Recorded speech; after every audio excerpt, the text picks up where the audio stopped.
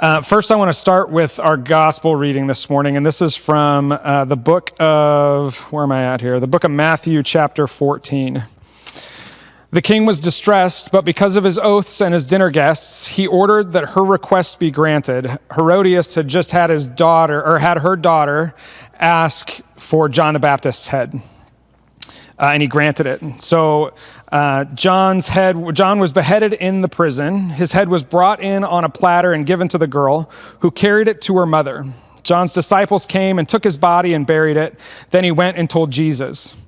When Jesus heard what had happened, he withdrew by boat privately to a solitary place. Hearing of this, the crowds followed him on foot from the towns. When Jesus landed and saw a large crowd, he had compassion on them and healed their sick. As evening approached, the disciples came to him and said, "This is a remote place, and it's already getting late. Send the crowds away so they can go to the villages and buy themselves some food." Jesus replied, "They do not need to go away. You give them some food." "We have here only 5 loaves of bread and 2 fish," they answered. "Bring them here to me," he said. And he directed the people to sit down on the grass. Taking the 5 loaves and the 2 fish and looking up to heaven, he gave thanks and broke the loaves. Then he gave them to the disciples, and the disciples gave them to the people. They all ate and were satisfied, and the disciples picked up 12 basketfuls of broken pieces that were left over. The number of those who ate was about 5,000 men, besides women and children. The gospel of the Lord. Thanks be to God. So this morning, I'm going to ask you to kind of walk with me here as we weave together some different strands, because I've got a rope to build, but there's different ways we're going to get there. So the first is kind of simple. My story starts in a little Lutheran church. It was very selfish, very self-centered, and they were intent on their cruise ship model of ministry, right? What's best for us is best for us. And so I was kind of stuck in that model and had been in that place for about 8 years.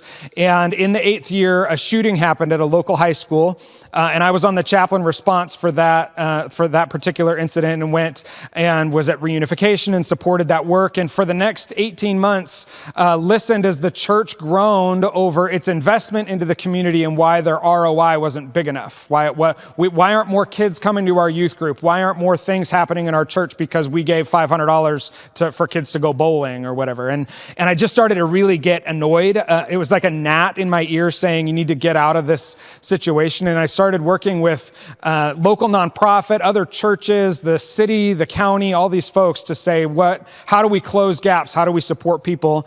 And that led me to leaving that role and starting a nonprofit, which is called Link Northwest.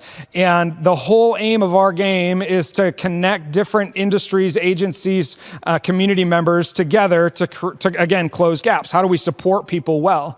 And so that's one strand, and that's Link is what I currently do. I'm the CEO and president of that group now. And but hold on to that one strand for me. So the other strand is about the same time that the shooting incident happened, 2017. Pardon me. 2013, I was hosting a community event. It was Healthy Communities Challenge Day is what it was called. And we were expecting around 4,000 people to show up. We had hired this gentleman to come and blow bubbles for kids, like the great big ridiculous bubbles, right? And we were going to pay him $600 for 30 minutes. Put that in your back pocket, y'all. $600 for 30 minutes to blow bubbles if you need a second job. Right? And so anyway, we get 2 weeks into the event, or two weeks from the event. We're excited about this thing coming, and he calls and says, somebody in Medina wants to pay me $1,200 for the same amount of time, so I'm going to take that job. $1,200 for 30 minutes. Put that in your back pocket, right? But we had promoted and printed, the Bubble Man is coming, right? So we couldn't back out on that promise to the community, so somebody had to become an expert in bubbles. And so the whole table is looking at me, and I'm like, I don't know if I can do this, but we'll give it a shot. So I start doing research and digging in, and I find all these different recipes for bubbles and how to blow the big bubbles. And over a course of 2 weeks, transformed into the Bubble Doctor. And people now call me the Bubble Doctor in our community, and I can blow bubbles as big as your car. I was tempted to bring some today to actually show you. I've blown bubbles that would reach from the back of the sanctuary all to the front and have special solution. It takes takes me 45 minutes just to make the bubble juice, the mix, in order to blow these bubbles, right? And it's absolutely ridiculous. It's the most ridiculous thing that I do. I love doing it, but it's also just totally ludicrous, right? So that's another strand. So I want you to hold on to that. A year before all of that happened, I started volunteering with this group, going down, and I was playing Santa Claus, and I was playing the Easter Bunny, and it's a respite home for medically fragile children, kids that have been in car accidents, that are paralyzed from the neck down, kids that have been born with defects and are unable to care for themselves, and their families can't do all the medical work. And so I started doing all this volunteering and engaging with different kids that were essentially on hospice, that were all transitioning from life early, right? And challenging work, hard work, but it was always so great to be able to go down and be that jolly old Saint Nick, and support their families and hand out presents and do those things. And so there's another strand. So now we've got three strands that we're holding on to. Fast forward now, and I start this nonprofit. We're doing this work, and I start getting phone calls to be a part of different community events, and would I consider bringing bubble machines and blowing bubbles? And I said, it's no skin off my back to do that. I'm glad to support that effort. And so I started, showing up. How do I show up well, both as a hope dealer, right? Like I want people to know something more than just fun bubbles and that experience, but also to alleviate tension. And so the community that I'd volunteered with, this medically fragile community, called and said, we'd like the Bubble Doctor to come and do a spring event for a student of ours, or a child of ours.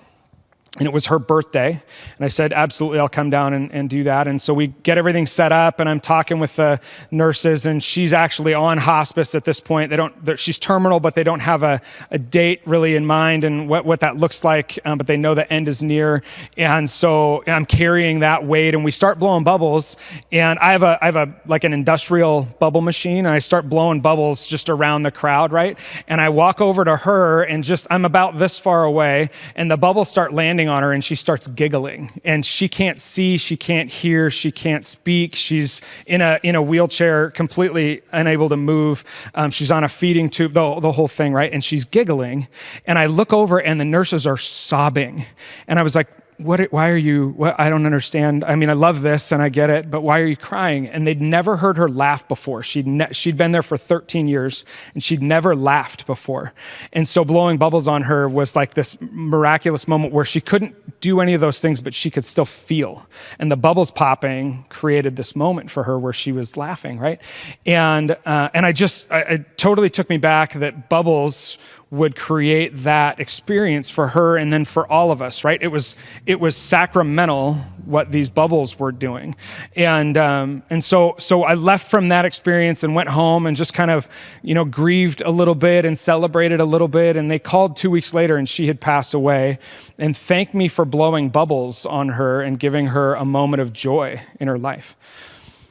And the more I thought about it and the more I continue to think about it, and what I really want to bring to y'all is the gospel doesn't have to be that hard, right? And we tend to make it theological. We tend to make it, how do we fly to a place and build a school? How do we go somewhere and lift heavy things for the sake of the gospel? How do we, right? And I blow bubbles on people. And last summer, I was asked to blow bubbles at a Pride event, the first Pride event in Arlington.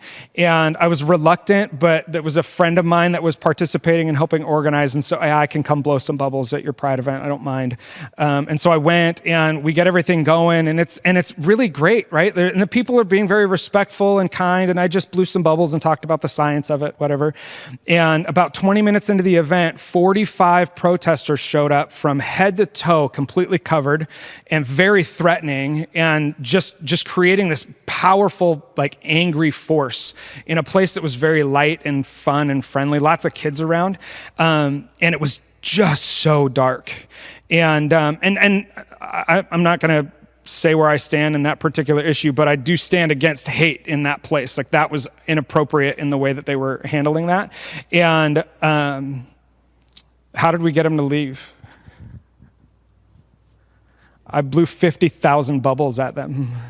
I set my bubble machines right in front of them and turned them on. And how do you be mad at a group of protesters getting bubbles just flown at them and they're swatting at these bubbles and things? It was brilliant, right? I won't say where I stand on the issues, but I will say I stand against hate.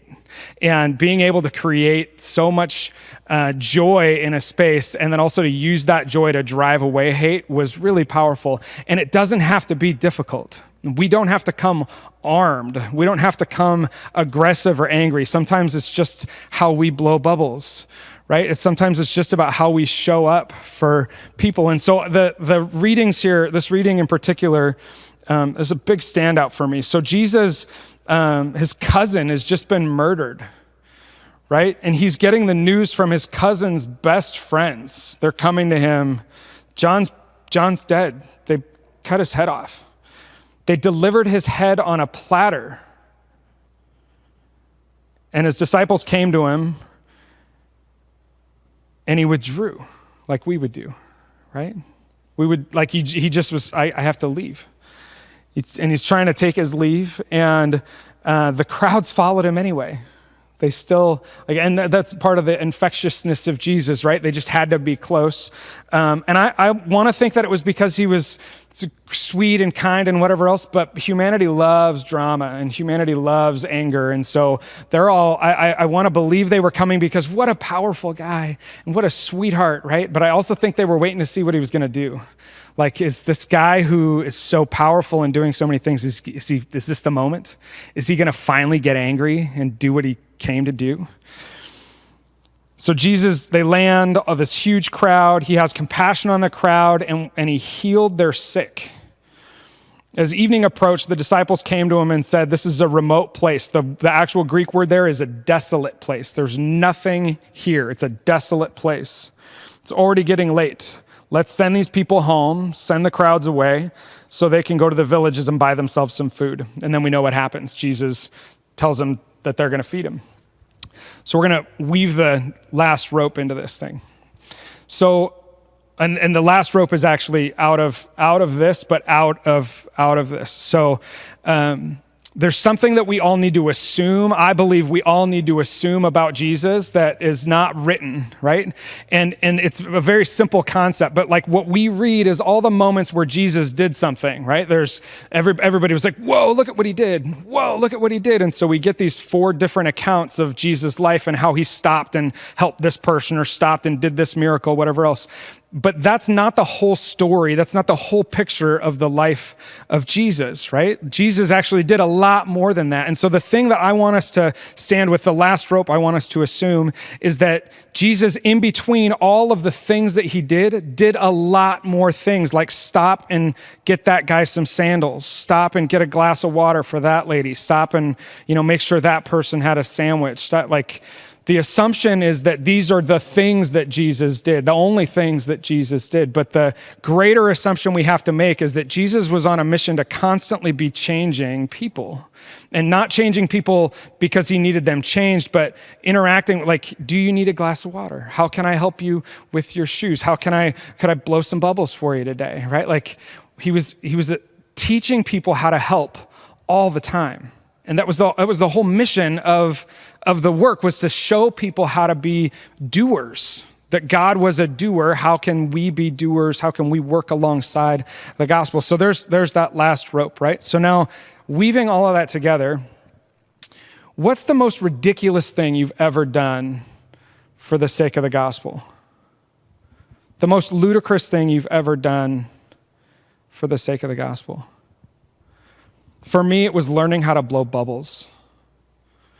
It would have been wildly easy to make this bubble guy look horrible.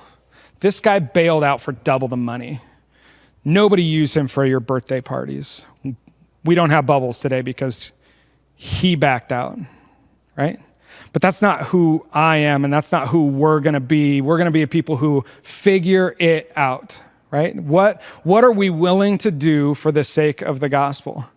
Not how big are we willing to lift, not how amazing are we going to build, but like how simple. What's the most, have you ever just bent over and tied some stranger's shoe for the sake of the gospel? Have you ever offered chewing gum to somebody because their breath was bad for the sake of the gospel. Have you ever, right? Like the simplicity of it is so hypercritical. And not to like dissuade from the feeding of the 5,000, but how many little things happened? How many thousands of people got fed that we don't read about? How many hundreds of thousands of people got engaged by Jesus in the area because of simple acts that didn't get written down? All of the ways that Jesus was proclaiming to people and trying to show the disciples the way, right? And I think that to me is the call and the challenge to all of us. Is like, I had to learn how to blow bubbles because we made a promise and I was going to keep it. And that day I blew bubbles for like 700 children, and it was wild and crazy and super fun, right?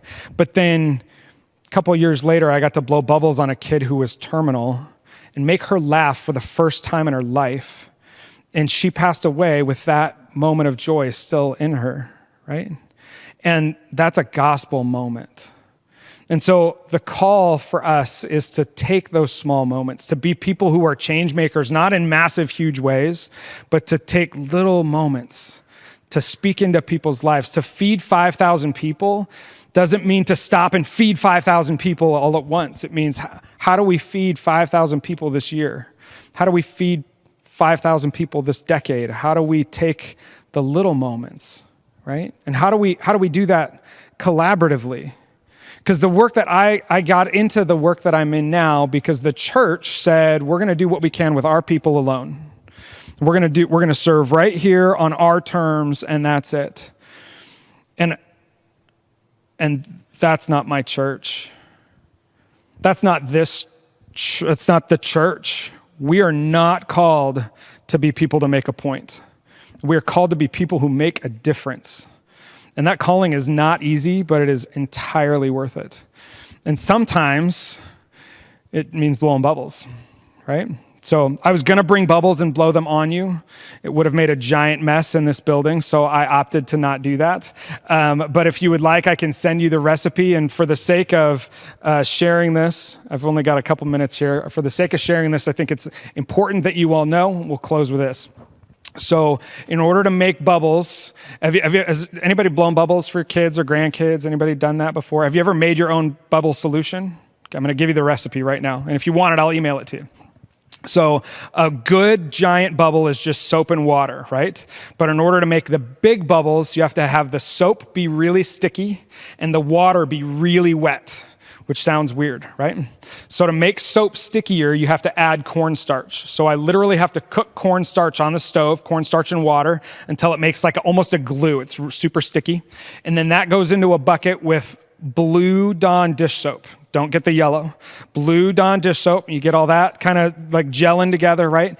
And then you add more water, and then you have to add glycerin. And glycerin you can buy lots of different ways, but glycerin at Michael's or Hobby Lobby or whatever comes in little tubes for cake mix, like for making shiny icing on cakes. And you can buy a little tube like this. It's $8 for like a tiny little ounce. And it takes 2 tablespoons for my recipe to mix it all up, right? Or you can go to Walmart and you can buy like a giant 24-ounce tube that's got glycerin in it and works just fine. So who wants to guess what I put in my bubble solution? KY jelly, folks. It is a giant bottle of lube that goes into my bubble mix, right? And so when you see me out blowing bubbles, pictures of giant bubbles, humongous phallic-looking bubbles, it's because there's KY jelly in my bubble solution. And I've blown some serious bubbles and felt real bad about it. Real bad about it. But again, how comical that such simple things can bring so much joy to people. And again, closing with this thought, how many of you have ever seen a bubble last for more than an hour? Never, right? Because they're temporary. But that doesn't mean they can't bring joy in their moment, right? So with that, let's pray. God, we know that you are good and you're doing amazing things. We pray that you'll help us be a people of simplicity. That we would stop trying to be the next big thing and instead just be who we are and shine for people right where we are. Help us to be willing to take audacious, simple, ridiculous steps for the sake of people, to not ask, what can I do now, but what could I do instead? Help us to be willing to take those steps, and help us to be a people, help us to be men on a mission with that in mind, with hope in mind, with 5,000 people, however I get there, in mind. God, I thank you for this group and their willingness to serve, their willingness to be here. Help us to grow and to learn today. It's in your holy name that we pray. Amen. Thank you.